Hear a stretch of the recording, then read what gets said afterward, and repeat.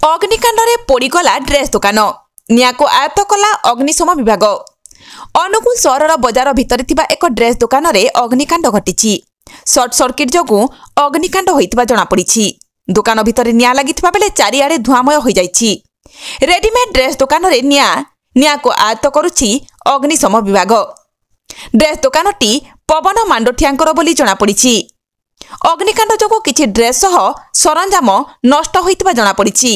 अग्निकांडर खबर पाई अनुगुल अग्निशम विभाग पहुंची निया को आयत्त करने सह स्मोक इंजेक्टर द्वारा धुआं को बाहर को मध्य बाहर करा जायथिला, जहा फल रे निया आयत्त होई परिथिला।